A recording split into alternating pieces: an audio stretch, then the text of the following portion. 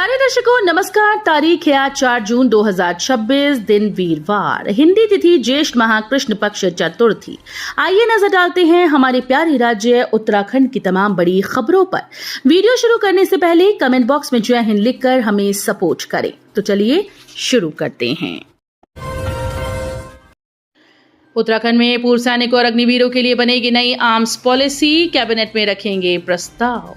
प्रदेश सरकार पूर्व सैनिकों और अग्निवीरों के हितों को ध्यान में रखते हुए नई शस्त्र नीति तैयार करने जा रही है। इसके तहत पूर्व सैनिकों के लिए शस्त्र लाइसेंस प्राप्त करने की प्रक्रिया को सरल बनाया जाएगा। इसमें पुलिस सत्यापन जैसी प्रक्रिया से भी राहत देने की तैयारी है।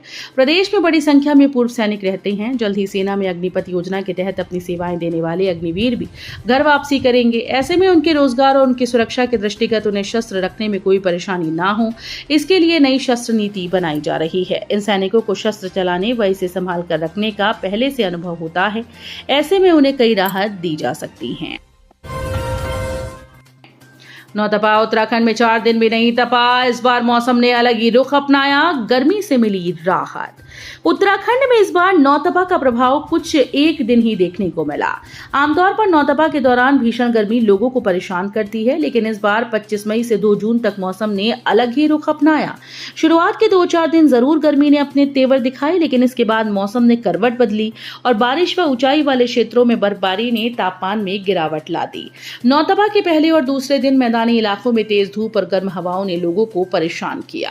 तापमान में बढ़ोतरी के चलते लोगों को उमस और गर्मी का सामना करना पड़ा। हालांकि तीसरे दिन से ही मौसम में बदलाव शुरू हो गया और बादल छाने के साथ कई इलाकों में हल्की से मध्यम बारिश दर्ज की गई। वरिष्ठ नेता नहीं चाहते थे महामंत्री अजय कुमार यहां रहें, राष्ट्रीय अध्यक्ष को दिया था फीडबैक। उत्तराखंड में भाजपा के कई वरिष्ठ नेता नहीं चाहते थे कि अब संगठन महामंत्री अजय कुमार यहां रहें। लिहाजा राष्ट्रीय अध्यक्ष नितिन नवीन के 3 दिवसीय दौरे के दौरान उन वरिष्ठ नेताओं ने नवीन को अजय कुमार को लेकर अपना फीडबैक दिया था। राष्ट्रीय अध्यक्ष ने भी माहौल की गंभीरता को देखते हुए तत्काल अजय कुमार को यहां से हटाकर सम्मानजनक तरीके से राजस्थान भेज दिया। बतौर संगठन महामंत्री अजय कुमार ने सितंबर 2019 को कमान संभाली। करीब 7 साल से अजय कुमार संगठन को बहुत गहराई से समझ चुके थे। विवाद को छोड़ दें तो उनका ट्रैक रिकॉर्ड चुनाव के लिहाज से शानदार भी रहा। रोजगार के नए द्वार खोल रही आदि कैलाश यात्रा, 33 दिन में 30,000 से ज्यादा इनर लाइन पास जारी। पिथौरागढ़ में आदि कैलाश यात्रा के लिए यात्रियों में खासा उत्साह है। यात्रा के 33 दिनों में अब तक 30,016 यात्रियों को इनर लाइन पास जारी किए जा चुके हैं। यात्रा मार्ग पर काफी चहल पहल है। स्थानीय लोगों को बेहतर रोजगार उपलब्ध होने से उनके चेहरे खिले हुए हैं। आदि कैलाश यात्रा सीजन में वर्ष 2024 में 29,352 और 2025 में 36,526 इनर लाइन पास जारी किए गए थे। जिला प्रशासन के अनुसार इस वर्ष 1 से 31 मई तक देश के विभिन्न राज्यों से लगभग 28,000 श्रद्धालुओं ने आदि कैलाश और ओम पर्वत की यात्रा की। इसमें पिछले वर्ष की तुलना में 150% की वृद्धि हुई है। यात्रा पथ पर सुविधाएं बढ़ने और बीआरओ की ओर से सड़क को सुगम बनाए जाने के बाद बड़ी संख्या में वित्तीय प्रांतों के यात्री दर्शन के लिए पहुंच रहे हैं। प्रदेश में वनाग्नि का आंकड़ा 500 के पार। 15 फरवरी से शुरू हुआ फायर सीजन। प्रदेश में जंगल की आग की घटनाएं 500 से अधिक हो चुकी हैं। 15 फरवरी से फायर सीजन शुरू हुआ। इसके बाद से प्रदेश में 508 जंगल की आग की घटनाएं रिपोर्ट हो चुकी हैं। इसमें गढ़वाल मंडल में 373, कुमाऊं मंडल में 82 और वन्यजीव क्षेत्र में 53 घटनाएं शामिल हैं। गंगोत्री राष्ट्रीय राजमार्ग कांप रहा गंगोरी बैली ब्रिज, जोखिम में हजारों यात्रियों की जान। चारधाम यात्रा के दौरान गंगोत्री राष्ट्रीय राजमार्ग पर स्थित गंगोरी बैल ब्रिज को लेकर चिंताएं लगातार बढ़ रही हैं। पुल की स्टील प्लेट्स के नेट बोल्ट ढीले पड़ने से जहां प्लेट्स में कंपन और आवाज आने लगी, वहीं स्थानीय लोगों ने इसे सुरक्षा के लिहाज से गंभीर मामला बताया। विशेषकर रात के समय भारी वाहनों की आवाजाही के दौरान पुल से तेज आवाजें सुनाई दे रही हैं। हाल ही में पुल पर बढ़ते वाहनों के दबाव और उसकी स्थिति को लेकर भी सवाल उठे थे। प्रदेश में शिक्षकों के अनुरोध के आधार पर होंगे तबादले, कार्मिक विभाग ने जारी किया आदेश। प्रदेश में शिक्षकों के इस तबादला सत्र में अनुरोध के आधार पर तबादले किए जाएंगे। कार्मिक विभाग के सचिव शैलेश बगोली के मुताबिक इस संबंध में आदेश जारी कर दिया गया है। शिक्षकों कर्मचारियों के तबादले के लिए तबादला एक्ट बना है। एक्ट में हर साल सामान्य तबादलों के लिए समय सारणी बनी है, जिसके तहत मार्च से तबादलों की प्रक्रिया शुरू हो जानी चाहिए, लेकिन इस संबंध में शिक्षा सहित कुछ अन्य विभागों ने समय पर प्रक्रिया शुरू की न कार्मिक विभाग ने इस संबंध में कोई आदेश जारी किए। चमोली में भूतापीय ऊर्जा परियोजना के लिए उच्च स्तरीय समिति गठित, विकास पर देगी रिपोर्ट। उत्तराखंड में भूतापीय ऊर्जा की अपार संभावनाओं को देखते हुए सरकार गंभीर है। चमोली के तपोवन क्षेत्र में भूतापीय ऊर्जा परियोजना के विकास के लिए यूजेवीएनएल ने एक उच्च स्तरीय समिति का गठन किया। यूजेवीएन लिमिटेड के प्रबंध निदेशक अजय कुमार सिंह ने बताया कि भूतापीय ऊर्जा परियोजना की योजना विकास और क्रियान्वयन के लिए निगम की ओर से उच्च स्तरीय समिति गठित की गई। ये समिति परियोजना की तकनीकी, वित्तीय और वाणिज्यिक व्यवहार्यता का विस्तृत अध्ययन कर भूतापीय ऊर्जा के दोहन व परियोजना के चरणबद्ध विकास के लिए आवश्यक कार्य योजना तैयार करेगी। यूपीसीएल ने अफसर कर्मचारियों की प्रतिनियुक्ति पर लगाई रोक, सीधे आवेदन करने वालों पर होगी कार्रवाई। उत्तराखंड पावर कॉर्पोरेशन लिमिटेड में अभियंताओं और कर्मचारियों की भारी कमी के चलते प्रबंधन ने बड़ा फैसला लिया। यूपीसीएल ने अपने अधिकारियों और कर्मचारियों के बाहरी विभागों में प्रतिनियुक्ति पर जाने पर तत्काल प्रभाव से रोक लगा दी। इस संबंध में यूपीसीएल के प्रबंध निदेशक की मंजूरी के बाद अधिशासी निदेशक ने आदेश जारी किया है।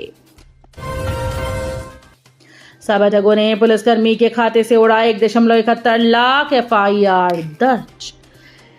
पिथौरागढ़ जिले के बेड़ीनाग में जनता को जागरूक करने वाले पुलिसकर्मी ही साइबर ठगों का निशाना बन गया। साइबर ठगों ने पुलिसकर्मी के खाते से 1,71,000 रुपए पार कर दिए।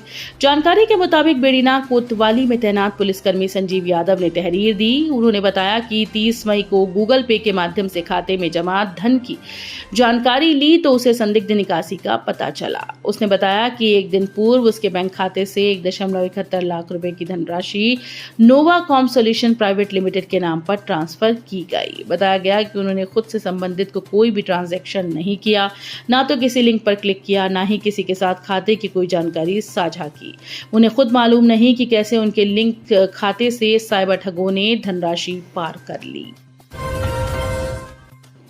पीसीएस परीक्षा में प्रदेश टॉपर बनी रुद्रपुर की जसमीत कौर, मेहनत और लगन से मिली कामयाबी। उत्तराखंड लोक सेवा आयोग की ओर से आयोजित पीसीएस परीक्षा में प्रदेश टॉपर बनी रुद्रपुर निवासी जसमीत कौर ने सफलता का श्रेय कड़ी मेहनत, लगन और परीक्षा प्रणाली में विश्वास को दिया। उनका मानना है कि नकल विरोधी कानून परीक्षाओं के लिए प्रभावी है और सिस्टम पूरी तरह से फेयर है। यदि कोई भी अभ्यर्थी पूरी निष्ठा से मेहनत करता है तो उसे सफलता अवश्य मिलेगी। जसमीत कौर वसुंधरा फार्म हाउस रुद्रपुर की रहने वाली हैं और वर्तमान में बागेश्वर जिले में जिला समाज कल्याण अधिकारी का पद संभाल रही हैं। उनके पिता जसवंत सिंह कारोबारी व मां मनप्रीत कौर गृहिणी हैं। जसमीत ने पीसीएस परीक्षा में दूसरे प्रयास में यह भूतपूर्व उपलब्धि हासिल की। चारधाम यात्रा मार्गों पर वाहनों के संचालन का समय बदला, अब केवल इतने बजे तक चलेंगी गाड़ियां। उत्तराखंड में चारधाम यात्रा के दौरान श्रद्धालुओं की सुरक्षा और यातायात व्यवस्था को सुचारू बनाए रखने के लिए प्रशासन ने यात्रा मार्गों पर संचालित होने वाले यात्री और मालवाहक वाहनों के संचालन की समय सीमा निर्धारित की। गढ़वाल मंडल आयुक्त के निर्देशानुसार अब चारधाम यात्रा मार्गों पर वाहन केवल सुबह 4 बजे से रात 10 बजे तक ही संचालित किए जाएंगे। देहरादून के सबसे बिजी ट्रैफिक कॉरिडोर पर बनेगा 4 लेन एलिवेटेड रोड, लागत 183.97 करोड़। देहरादून की सड़कों पर लगातार बढ़ता वाहनों का दबाव शहर की रफ्तार को थाम रहा है। आराघर, धर्मपुर और रिस्पना क्षेत्र में लगने वाले लंबे जाम से निपटने हेतु उत्तराखंड लोक निर्माण विभाग राजधानी के सबसे व्यस्त यातायात गलियारे में 4 लेन एलिवेटेड रोड बनाने जा रहा है। जून में बिजली की मार, बीपीएल उपभोक्ताओं को जोर का झटका, इतने बढ़ गए दाम। उत्तराखंड में ऊर्जा निगम ने जून महीने के लिए नई बिजली दरों को जारी कर दिया है। Fuel power purchase cost adjustment के तहत जून महीने में बिजली उपभोक्ताओं से 23 पैसे से लेकर के 1.01 रुपए प्रति यूनिट तक का सरचार्ज वसूला जाएगा। अतिक्रमण पर सख्ती, हरिद्वार से रुड़की तक चला बुलडोजर, जिले भर में 280 कब्जे धारक और जेसीबी आमने सामने गरजे। मुख्यमंत्री पुष्कर सिंह धामी के सख्त निर्देशों के बाद जनपद में बुधवार को व्यापक अतिक्रमण हटाओ अभियान चलाया गया। जिलाधिकारी मयूर दीक्षित के निर्देशन में हरिद्वार शहरी क्षेत्र से लेकर जिले की सीमाओं तक ये अभियान चलाया। इसमें एक तरफ प्रशासनिक टीम के साथ जेसीबी, दूसरी तरफ कब्जेदार आमने सामने गरजते रहे। तो ये थी उत्तराखंड की बड़ी खबरें। हम मिलेंगे अगले बुलेटिन में, तब तक के लिए धन्यवाद।